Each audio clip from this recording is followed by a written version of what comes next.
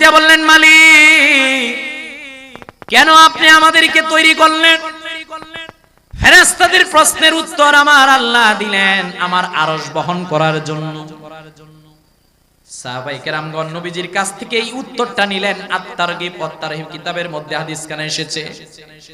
ফেরেশতারা আল্লাহকে বললেন, হে মালিক আমরা কেমন করে আপনার আরশ বহন করব? স্বয়ং আল্লাহ তখন আল্লাহর একটা জিকির ফেরেশতাদেরকে শিক্ষা দিলেন, লা হাওলা ওয়ালা কুওয়াতা ইল্লা বিল্লাহিল আলিয়্যিল আযীম। আল্লাহ বলেন, হে ফেরেশতারা তোমরা পড়ো লা হাওলা ওয়ালা কুওয়াতা ইল্লা বিল্লাহিল আলিয়্যিল আযীম। নবীজি বলছেন ফেরেশতারা তাদের কুদরতি জবান দিয়ে যখন এই তাসমিয়াটা পড়লেন, পড়ার সঙ্গে সঙ্গে তারা আল্লাহর আরশটাকে নিজের কাঁধের মধ্যে বহন করে নিলেন। এরে ভাই আল্লাহর জিকির, একটা জিকির শিক্ষা দিলাম, লা হাওলা ওয়ালা কুওয়াতা ইল্লা বিল্লাহ। প্রতিদিন পড়বেন 100 বার। কয়বার? সবাই বলেন কয়বার?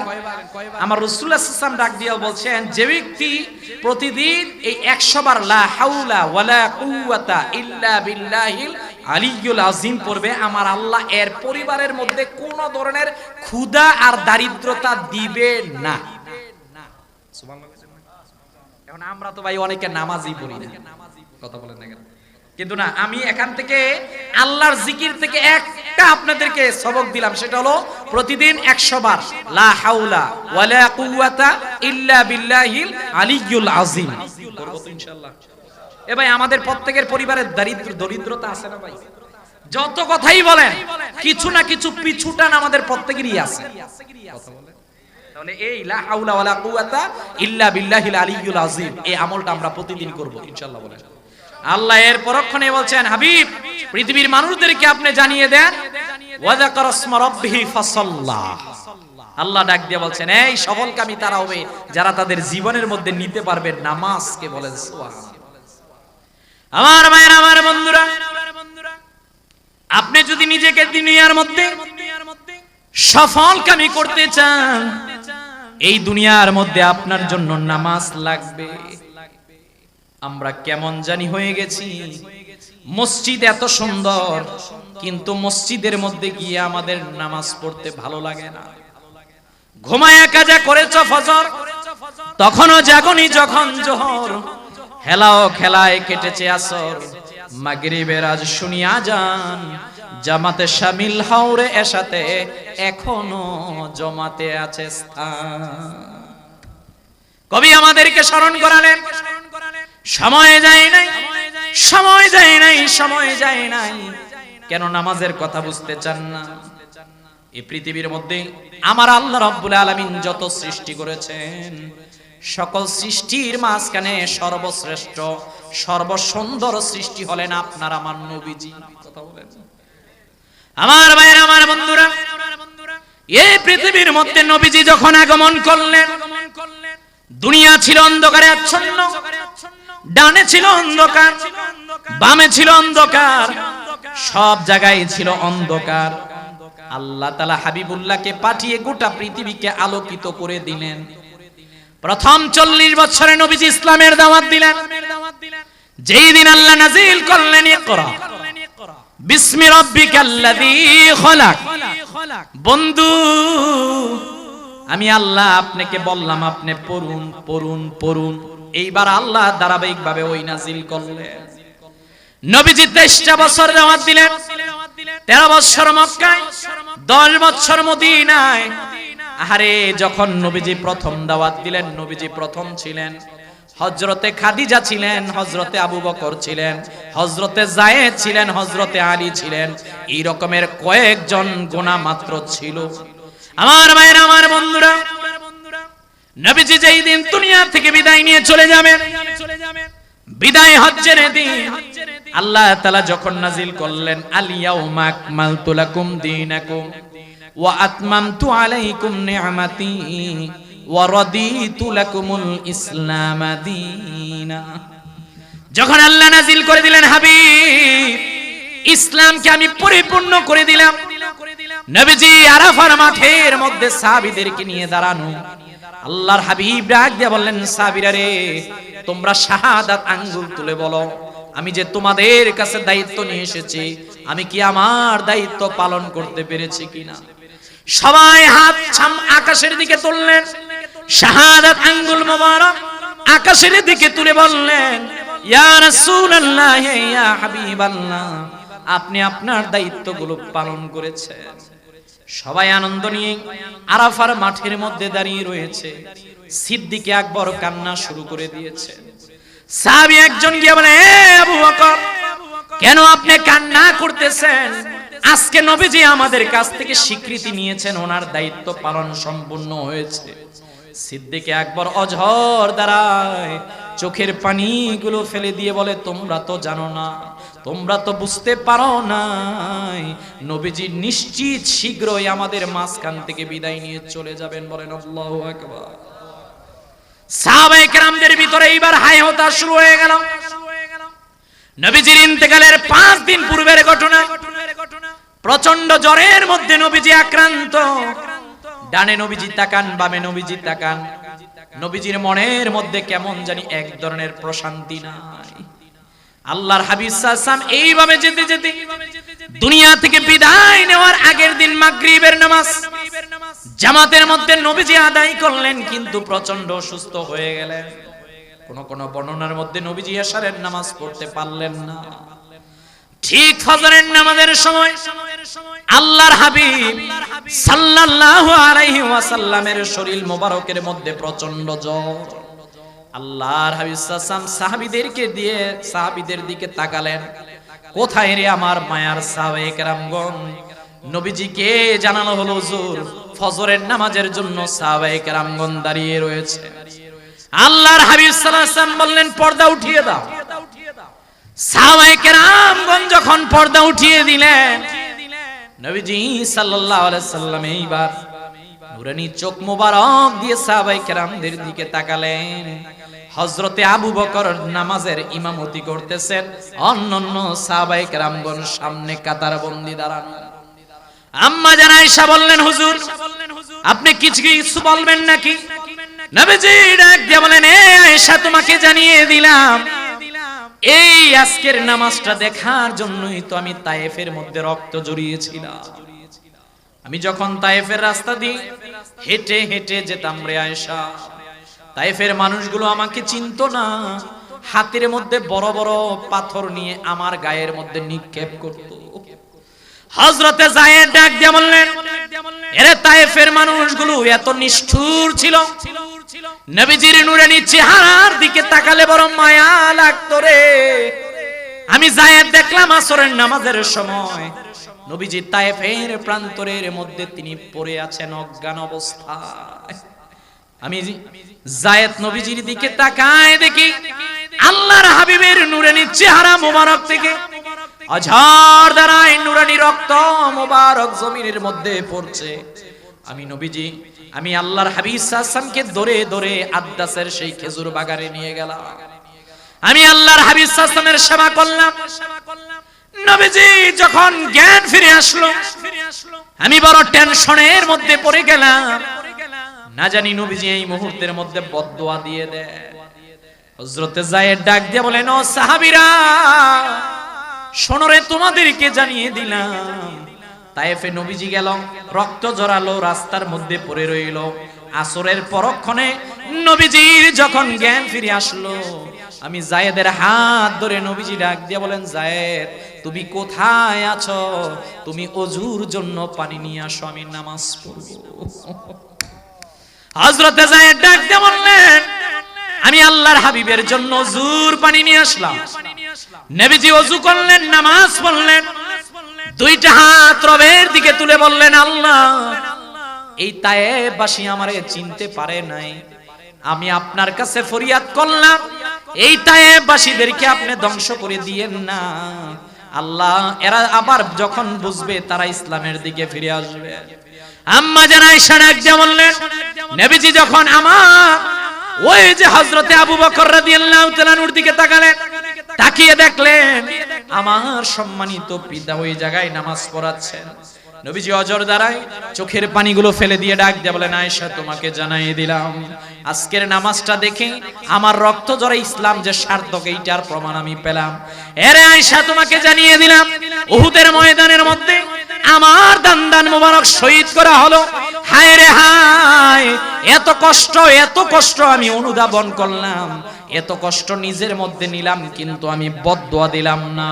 আয়েশা তোমারে জানাই দিলাম আজকে আমি দুনিয়া থেকে বিদায় নিয়ে চলে যাচ্ছি।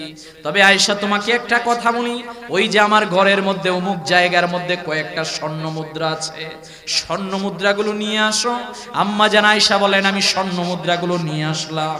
নবীজি বলছেন এগুলো তুমি দান সদকা করে দিবা, দেখো আমার ঘরের মধ্যে অন্য কিছু আছে কিনা। হযরতে আম্মা জান আয়েশা বললেন, ইয়া রাসূলুল্লাহ, না আপনার বাড়ির মধ্যে রেখে যাওয়া কোনো কিছু নাই। হযরত ওমর বলেন, নবীজিকে আমি শেষবারের মতো যখন দেখতে যাব, আমি আল্লাহর হাবিবের হুজরা মুবারকের মধ্যে গেলাম। আমি গিয়ে দেখলাম সেখানে একটা গ্লাস আছে, কিন্তু গ্লাস ভর্তি পানি নাই।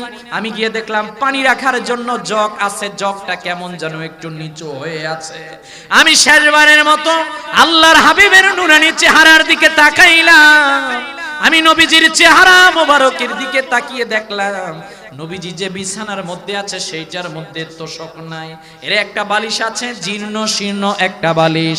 আমি নবীজির পিঠ মোবারকের দিকে তাকালাম, তাকিয়ে দেখলাম পিঠ মোবারকের মধ্যে কেমন জানি দাগ লেগে আছে।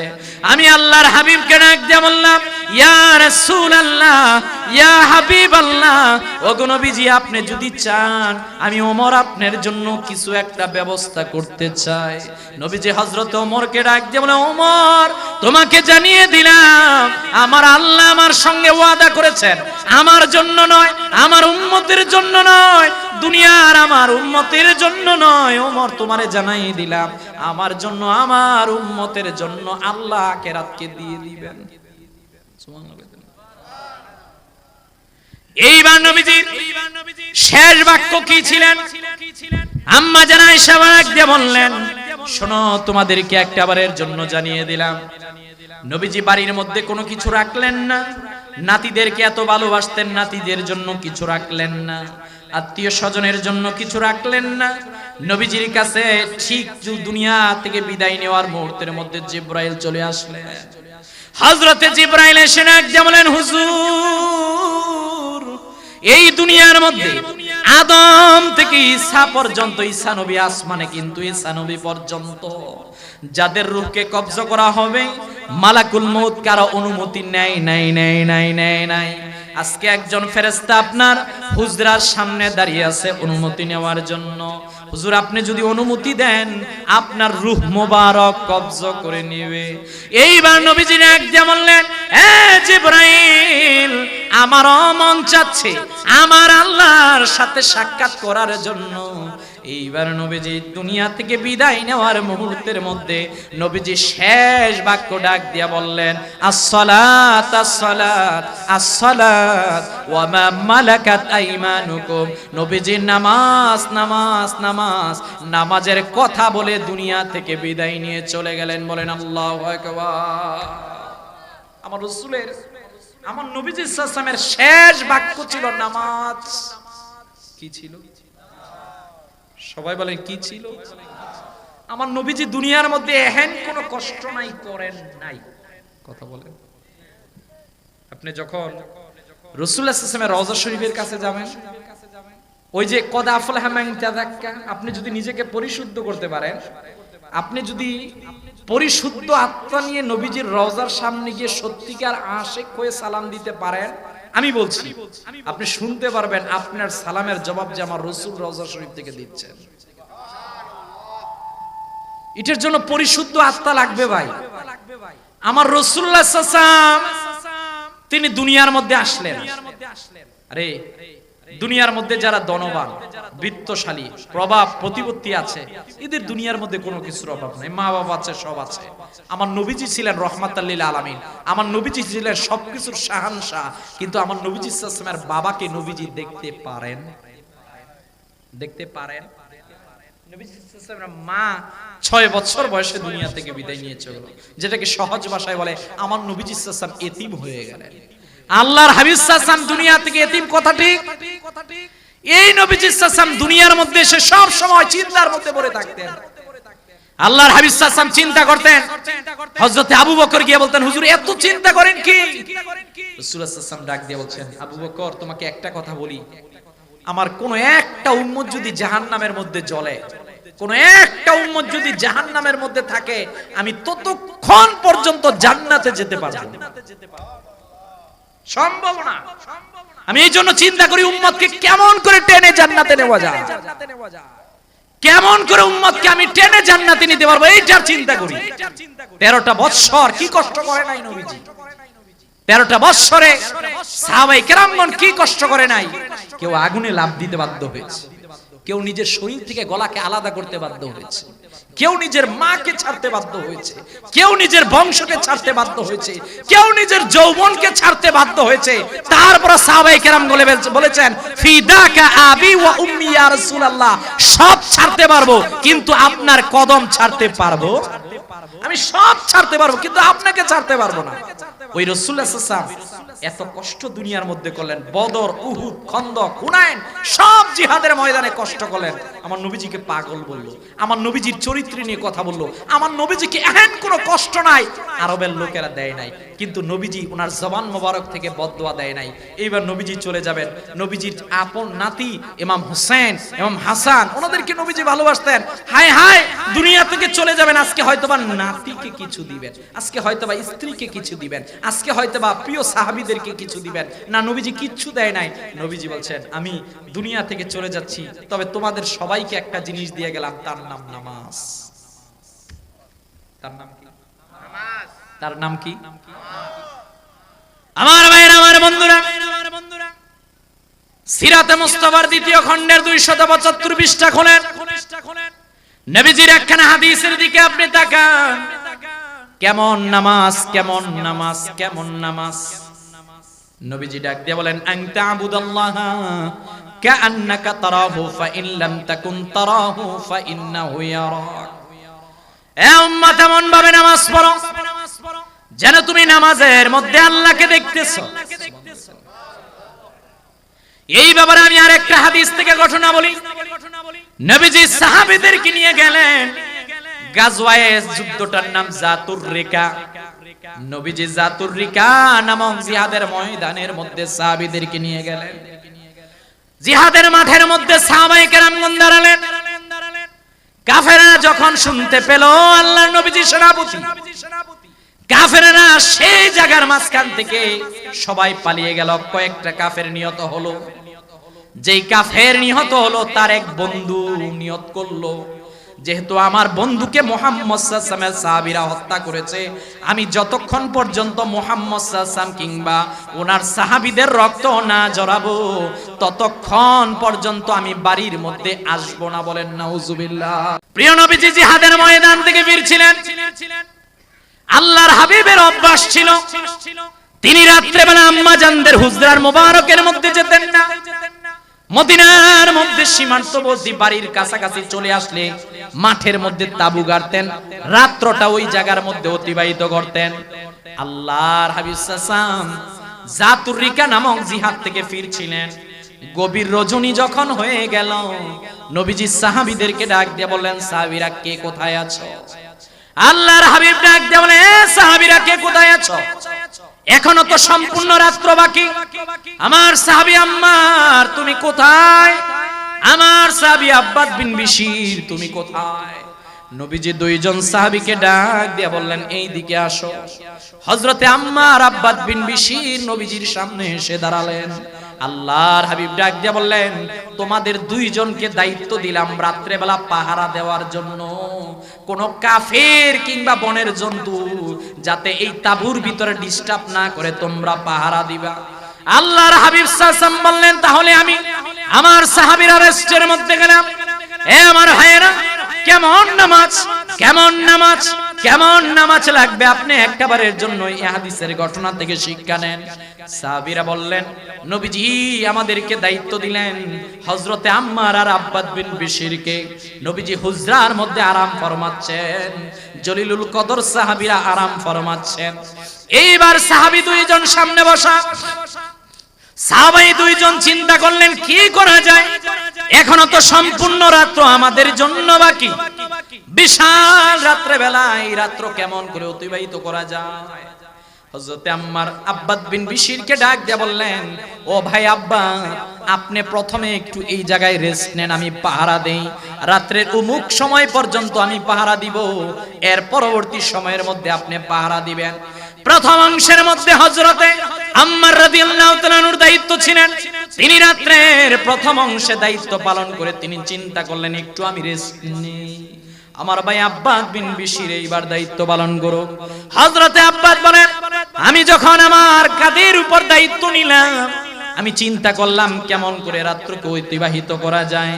আব্বাদ বিন বিশির বললেন, এইবার আমি সুন্দর মতো ওযুর জন্য পানি নিলাম, ওযুর পানি নিয়ে আমি আমার মুখমণ্ডল ধৌত করলাম, আমি আমার মাথা মাসে করলাম, আমি আমার দুই হাত কোণে সদৌত করলাম, আমি এই দুই পায়ের টাকনু সদৌত করে ওযু সম্পূর্ণ করলাম।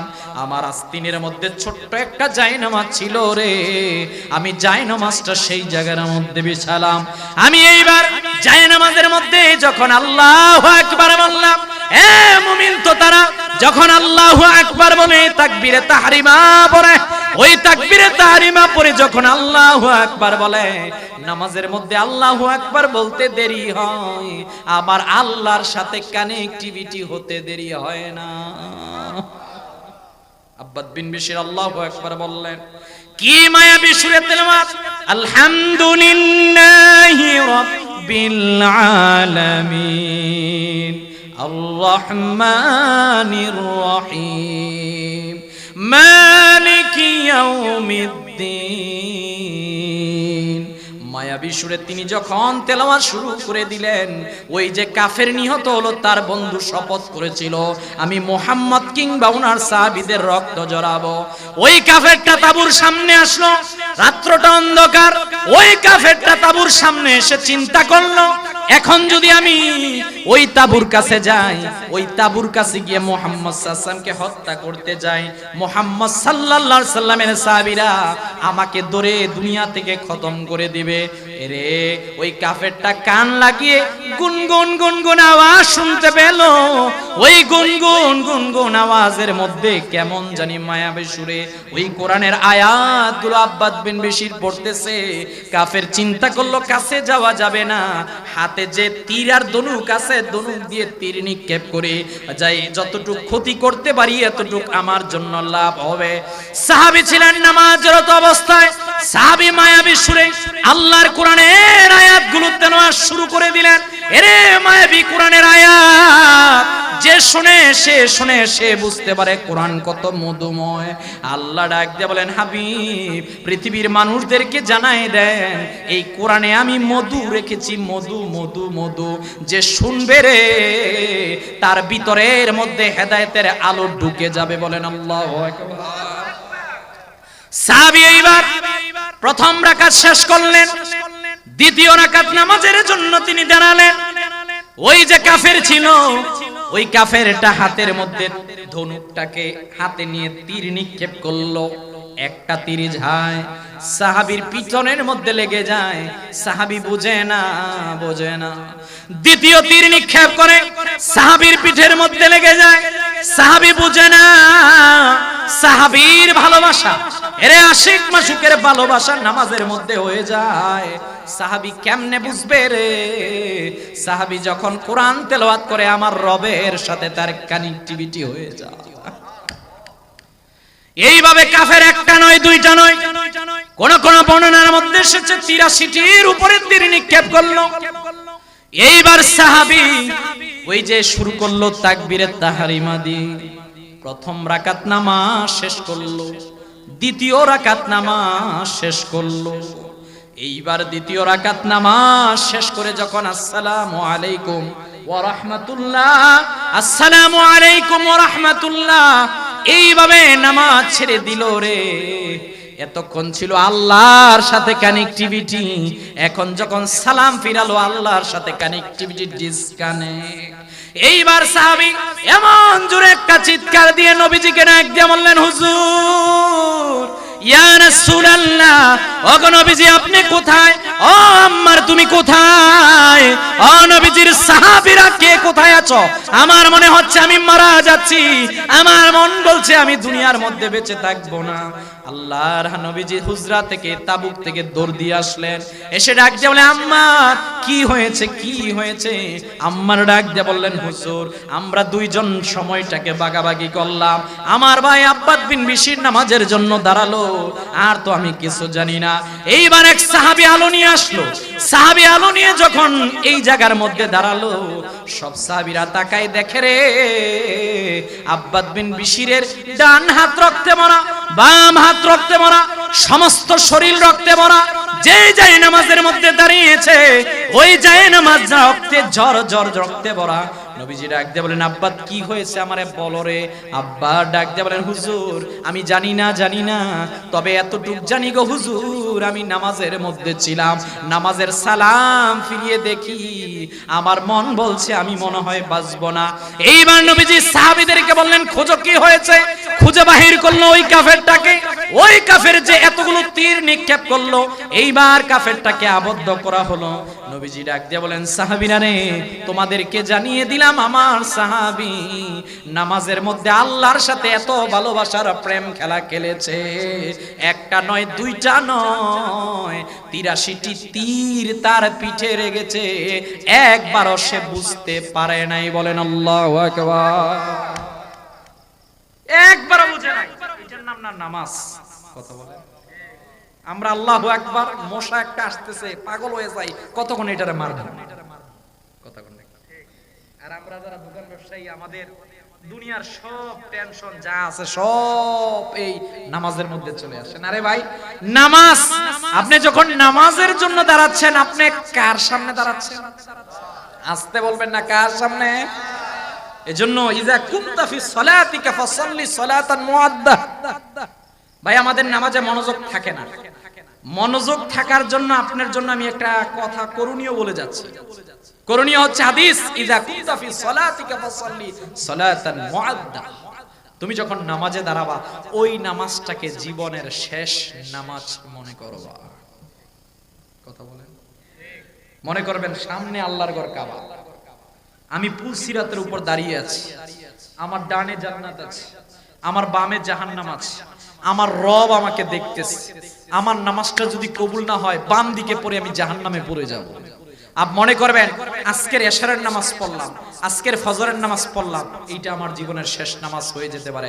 কারণ কত লোকই তো চিন্তা করেছিল এই রকমের মাহফিল থেকে যাওয়ার পরে কালকে সকালবেলা উঠে রয়েন এই মসজিদের মধ্যে আসব। আমরা দেখেছি কত মানুষ কথা ঠিক নিয়ত করেছিল কালকে সকালে উঠবো, তাদের চোখ আর খোলে না, খোলে নাই তাদের চোখ। আপনার কি আছে, আমার কি আছে? আপনার আমার পুঁজি হলো 1460 টাকা। কথা বলেন 1460, 1200 টাকা দিলাম আপনার কাফনের কাপড় 3টা, মহিলা হলে 5টা, একটু বাড়বে, আর 200 বাকি 200 টাকার বেশি 250 টাকা 260 টাকা আপনাকে দিলাম আতর আরো যা যা। এটাই তো আপনার পুঁজি নাকি? কথা বলেন না। আপনি এই যে এত হম্বিতম্বি করলেন, এই যে 10 তলা 20 তলা বিল্ডিং এর জন্য এত হম্বিতম্বি করলেন, এ ভাই আপনি মনে রাখবেন আপনার শরীর বৃদ্ধ হচ্ছে, আপনার কলবের দুইটা বিষয় বৃদ্ধ হচ্ছে না। একটা হচ্ছে দীর্ঘ আশা।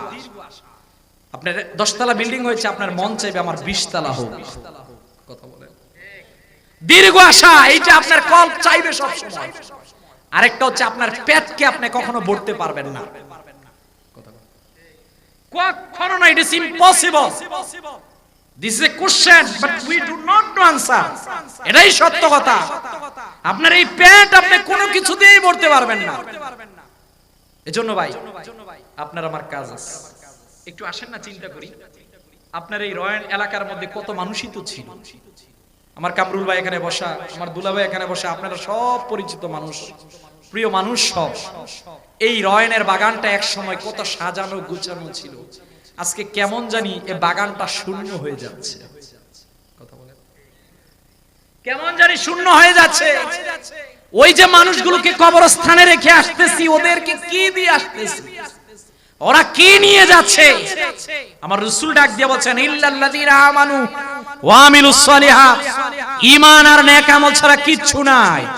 এই তুমি যদি মুসলমান দাবি করো, তোমার জন্য প্রথম কাজই হচ্ছে নামাজ। তুমি যদি ঈমানদার দাবি করো, নামাজ। জানুল কারীম আমাদের মাঝখান থেকে বিদায় নিয়ে চলে গেছে। রমজানের মধ্যে আমাদের মুসল্লির অভাব ছিল না। একটা কথা স্মৃতিপত্রে ঢুকান, একটা কথা ঢুকান, আপনারা যারা প্রতিদিন রমজানের মধ্যে 5 ওয়াক্ত নামাজ এই মসজিদের মধ্যে এসে পড়তেন, তখন আপনারা স্বীকৃতি দিয়েছিলেন আপনাদের রব একজন, তিনি কে? আল্লাহকে স্বীকৃতি দিয়ে রমজানের একটা মাস ইবাদত করলেন। তাহলে রমজান চলে যাওয়ার পর শাওয়াল মাসে যারা নামাজ ছেড়ে দিলেন, আপনারা কেন বুঝতেছেন না ওই রব কিন্তু চলে যায় না? কথা বলেন, ওই রব তো চলে যায় নাই। এই যে যারা মসজিদ ছেড়ে দিয়েছে, মসজিদ তাদেরকে বদদুয়া দিচ্ছে। রমজানে যারা কোরআন পড়েছিল, এখন যারা কোরআন পড়ে না, কোরআন তাদেরকে বদদুয়া দিচ্ছে। রমজানে যারা ভালো ভালো ইবাদত করেছিল, এখন যারা ভালো ভালো ইবাদত করে না, তাদেরকে ওই ইবাদত বদদুয়া দিচ্ছে। আপনি আরেকটা কথা ঢুকান, যে নামাজ কোন বান্দার জন্য ভালো, নামাজ কোন বান্দার জন্য খারাপ। যে বান্দা সুন্দর মতো ওযু করে, খুশু খুজু রাখে, আল্লাহর জন্য নামাজ পড়ে, নামাজ তার জন্য দোয়া করে। কিন্তু যেই বান্দা সুন্দর মতো ওযু করে না, নামাজে খুশু খুজু থাকে না, আল্লাহর জন্য নামাজ হয় না, হাদিসের ভাষা বলা হয়েছে কাপড়, কুচকুচে কাপড়, মনে করেন একটা কাপড়, এই কাপড়টাকে এইভাবে পেঁচিয়ে এটাকে কুচকুচে করা হয়, এটাকে বিশ্রী করা হয়, এই নামাজটাকে এইভাবে করে। যেই বান্দার নামাজ আল্লাহর কাছে পছন্দ হয় না, নামাজটা, যেই নামাজটা সে ভালো মতো ওযু করে নাই, ভালোভাবে পড়ে নাই, ওই নামাজটা তাকে ফিকে চিপকিয়ে দেওয়া হয়। নাউজুবিল্লাহ বলেন, যে তোমার নামাজ তুমি না, ওইটা কি নামাজ পড়লা? নামাজ দিলাম তোমার অশান্তি দূর করার জন্য, নামাজ দিলাম আল্লাহর সাথে সম্পর্ক করার জন্য, নামাজ দিলাম আল্লাহর সাথে তুমি কানেক্টিভিটি করার জন্য, তোমার যা দরকার সব নামাজ থেকে নিবা, আর তুমি কি নামাজ পড়লা? নামাজ আযাব দেয়, নামাজ বদদুয়া দেয়। আল্লাহ আমাদেরকে হেফাজত করুক, আমিন বলবেন? আরো আওয়াজ দিয়ে বলেন আমিন। আমার ভাইরা, আমার বন্ধুরা, তাহলে আমরা এই আয়াতগুলো থেকে কি বুঝলাম? রব্বুল আলামিন এখানে অনেকগুলো বিষয় আমাদেরকে সামনে উপস্থাপন করলেন। কদ আফলাহা মান তাযাক্কা, নিজেকে পরিশুদ্ধ করা, ওয়া যাকারা ইসমা রাব্বিহি ফাসাল্লা, আল্লাহর জিকির করা, পাশাপাশি নামাজ পড়া। বাল তু'থিরুনাল হায়াতাদ দুনিয়া, এ আমার আল্লাহ ডাক দিয়ে বলেন, দুনিয়া থেকে কিন্তু আখিরাত আমাদের জন্য শ্রেষ্ঠ। আমার ভাইরা, আমার বন্ধুরা, এই দুনিয়ার মাঝখানে আপনি অনন্তকাল থাকতে পারবেন না।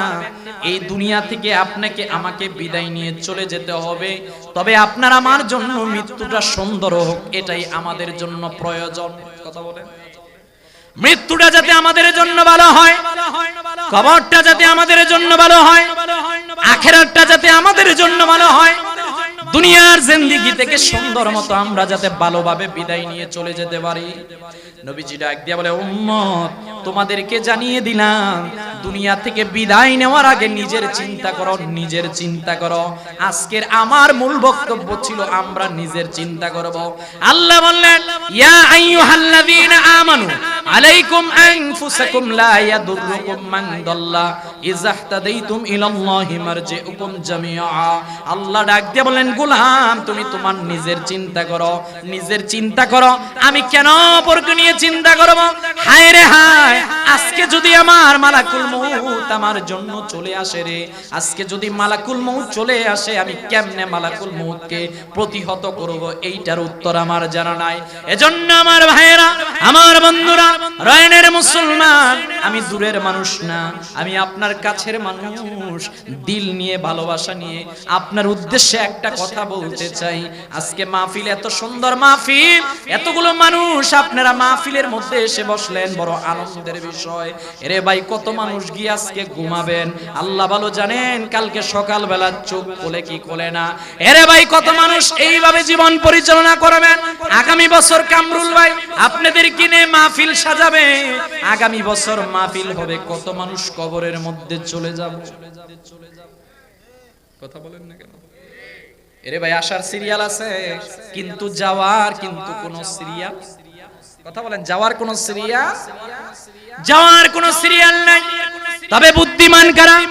আল্লাহর হাবিব ডাক দিয়া বলে, উম্মত তোমাদেরকে জানিয়ে দিলাম, ইয়া রাসূলুল্লাহ, ইয়া হাবিবাল্লাহ, নবীজি আপনি আমাদেরকে কি জানাতে চান? আল্লাহর হাবিব আমাদেরকে বললেন, তুমি যখন ইসলাম ধর্মের অনুসারী হবা, তোমার জন্য ইসলাম দিচ্ছে 5টা কাজ। কয়টা? এটা আমাদের আজকের বাড়িতে নিতে হবে। আমাদের জন্য ইসলাম দিচ্ছে 5টা কাজ। 1 নাম্বার, আপনার ঈমান আকীদা ঠিক করা। আমাদের এই কপাল দিয়ে সিজদা হবে একজনের উদ্দেশ্যে। তিনি কে? ইস্তে বলবেন না, তিনি কে? এটা 1 নাম্বার আপনার কাজ। 2 নাম্বার, আপনার ইবাদত ঠিক করতে হবে। আপনার নামাজ, রোজা, হজ, যাকাত, পর্দা সব ঠিক করতে হবে। সব কথা বলেন। এই যে দেখেন, এখন আজকে থেকে বাংলাদেশ গভর্নমেন্ট একটা নিয়ম দিয়েছে, অপচয়, যে অপচয় রোধে আগামী কাল থেকে একটা নিয়ম চলে আসতেছে, অফিস আদালতের সময়কে সীমিত করা হচ্ছে। অথচ এইটা আপনাকে এখন গভর্নমেন্ট করছে, আর ইসলাম বলছে এই অপচয়কারী শয়তানের ভাই, অপচয় করা যাবে না। আল্লাহ তাআলা 3টা বিষয় বড়ই অপছন্দ করেন। এই 3টা বিষয়ের মধ্যে একটা হলো বেশি কথা বলা, একটা হলো অপ্রয়োজনীয় কথা বলা, আর একটা হলো অপচয় করা। এই অপচয়কারীকে আল্লাহ তাআলা ভালোবাসেন না। আপনি ইসলামের মধ্যে যখন প্রবেশ করবেন, ইসলাম আপনাকে বলে মধ্যম পন্থা বজায় রাখো। মধ্যম পন্থা, মধ্যম পন্থার মধ্যে বোঝা যাবে আপনার লাইফস্টাইল কেমন। ডাস্টবিনের দিকে তাকালে বোঝা যাবে আপনার লাইফস্টাইল কেমন। আজকে আপনার আছে বিদায়ী যে আপনি অপচয় করবেন, ইসলাম এই ক্ষেত্রে বাধা দেয়।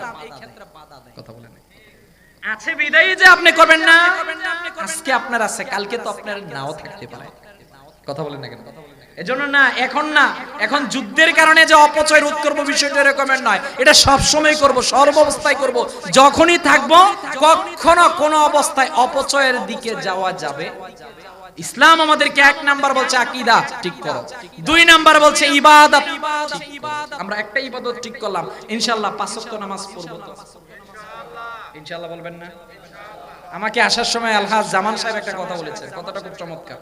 দেখেন, আমার রাসূলুল্লাহ সাল্লাল্লাহু আলাইহি ওয়াসাল্লামের 23 বছর দাওয়াতি জিন্দেগি, রাসূলুল্লাহ সাল্লাল্লাহু আলাইহি ওয়াসাল্লাম এমন কোন কথা বলতেন না যেটা তিনি করতেন না। কথা বলেন, ওনার রাসূলুল্লাহ সাল্লাল্লাহু আলাইহি ওয়াসাল্লামের বায়োগ্রাফি, যেহেতু আমার পিএইচডি, এটা আমি জানি, কোন একটা সেক্টরে পাবেন না রাসূলুল্লাহ সাল্লাল্লাহু আলাইহি ওয়াসাল্লাম বলেছেন নামাজ পড়ো। আমাদের জন্য দিয়েছেন 5 ওয়াক্ত, রাসূলুল্লাহ সাল্লাল্লাহু আলাইহি ওয়াসাল্লাম পড়তেন 8 ওয়াক্ত। সুবহানাল্লাহ।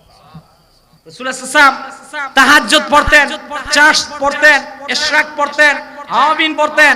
রাসূলুল্লাহ সাল্লাল্লাহু আলাইহি ওয়াসাল্লাম 5 ওয়াক্ত তো পড়তেন, 5 ওয়াক্তের পাশাপাশি এরকমের নফল ইবাদত করতেন। রাসূলুল্লাহ সাল্লাল্লাহু আলাইহি ওয়াসাল্লাম বলছেন, উম্মত দুনিয়ার বিমুখতা লাগবে। যে আল্লাহর হাবিব সাল্লাল্লাহু আলাইহি ওয়াসাল্লাম খন্দকের জিহাদের ময়দানে পাথর এনে নবীজি সাল্লাল্লাহু আলাইহি ওয়াসাল্লাম ওনার পেটের মধ্যে বাঁধলেন। সুবহানাল্লাহ। খাবার ছিল, খান নাই, সাহাবায়ে কেরামদেরকে রেখে খাবেন না। সাহাবীরা এসে বলছেন, হুজুর এত কষ্ট করার দরকার কি? রাসূলুল্লাহ সাল্লাল্লাহু আলাইহি ওয়াসাল্লাম বলছেন, আমার জন্য দুনিয়া না, আমার উম্মতের জন্য দুনিয়া না। ফাতেমা এসে বলছেন, বাবা আপনার কাছে গোলাম আছে, কয়েকটা গোলাম আমাকে দেন, আমার জন্য কাজের একটু কাজটা সহজ হয়, আমি তো আর পারতেছি না। আপনার নাতিরা কান্না করে, সাইয়েদনা আলী অনেকদিন পর পর খাবার আনে, আমি আর কেমনে পারবো, আমার জন্য যদি একটা গোলাম দিতেন। রাসূল বলছেন, এ ফাতেমা তোমার জন্য তো দুনিয়া না, আমার জন্য দুনিয়া না, তোমার জন্য গোলাম না, নেও ফরজ নামাজের পর সুবহানাল্লাহ 33 বার, আলহামদুলিল্লাহ 33 বার, আল্লাহু আকবার 34 বার পড়ো, আমি তোমাকে আখিরাতের পুঁজি দিলাম, এই আমল চালিয়ে যাও। ওই যে একটা গোলাম চেয়েছো, এই গোলাম থেকে 1000 গুণে এই আমল তোমার জন্য উপকার হবে।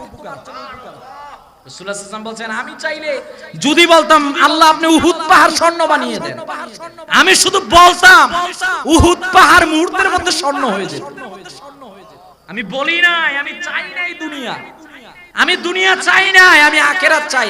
ওইটা শুরু আছে কিন্তু শেষ, ওইটা দরকার। রাসূলুল্লাহ সাল্লাল্লাহু আলাইহি ওয়াসাল্লাম বলেন, এই তোমাদেরকে শিক্ষা দিলাম 2 নাম্বার, সেটা হলো ইবাদত ঠিক করো, ইবাদত ইবাদত। 3 নাম্বার, ইসলাম আমাদেরকে শিক্ষা দিলেন মুআমালাত, আপনার লেনদেন হালাল পন্থায় জীবনকে পরিচালনা করতে হবে। হারাম, এক লোকমা হারাম যে খাবে তার 40 দিন কোন ইবাদত কবুল হবে। এরপর ইসলাম আমাদেরকে মুআশারাত, চলাফেরা, চলন বলন উঠন সব নবীজির তরিকা অনুযায়ী হতো। কথা বলেন না কেন? এজন্য যুবক ভাই যাদের দাড়ি নাই, দাড়ি রাখবেন। 5 নাম্বার যেটা, সেটা হলো চরিত্র সুন্দর করা। এটা ইসলাম আমাদেরকে শিক্ষা দিল।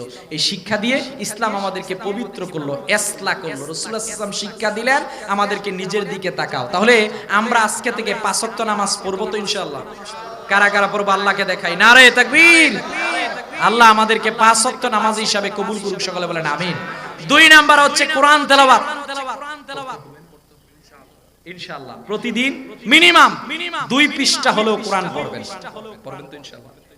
আর 3 নাম্বার, নিজের জীবনের মধ্যে বিপদ আপদ বালা মুসিবত থেকে মুক্ত হওয়ার জন্য দান সদকা করবেন। কি করবেন আমার ভাইরা, আমার বন্ধুরা? সর্বশেষ যেই ঘটনা বলে বিদায় নিব, আমাদের নবীজির পূর্বে হযরত ঈসা আলাইহিস সালাতু ওয়াস সালাম ছিলেন।